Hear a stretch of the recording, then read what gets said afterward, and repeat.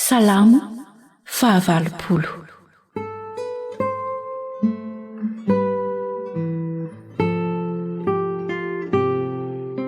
Fivavahana ho an'ny Israely, voaloboka Jehovah.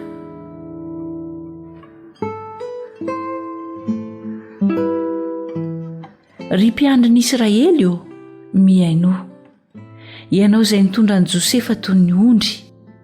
Ianao izay mipetraka amin'ny kerobima mamirapirata. Foazy ny herinao eo anoloan'i Efraima sy Benjamina ary Manase, ka avy hamonjy anay.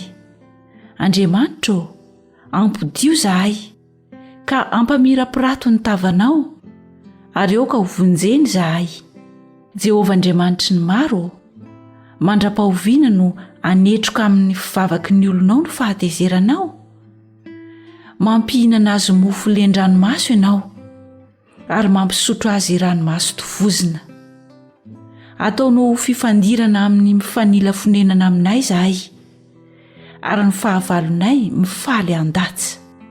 Andriamanitry ny maro, mampodio zahay, ka ampamirapirato ny tavanao, ary ao ka hovonjeny zahay. Nisy voaloboka nafindranao avy tany Egipta.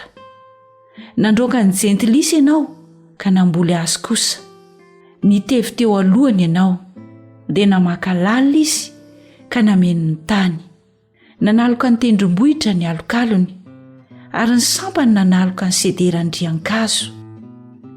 Nampisandrahaka ny rantsany hatramin'ny ranomasina izy, ary ny sakeliny hatramin'ny ony. Nahoana no noravanao ny fefiny, ka nitazana izay rehetra mandalo eny an-dalana izy. Ny lambo avy any an'ala mitrongy azy, ary izay bibidiany an-tsaha mandany azy. Ry Andriamanitry ny maro, miverena ka tsinjovy any an-danitra, ary jereo ka avangio ity voaloboka ity. Arovy izay nambolen'ny tananao ankavanana, sy ny zanaka izay nampaherezinao ho anao. Voadotry ny afo izy sady voakapa, fongotry ny fananaran'ny tavanao izy.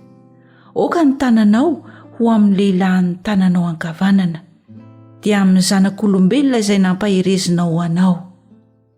Dia tsy hiemotra hiala aminao zahay, velomy zahay, dia hiantso ny anaranao.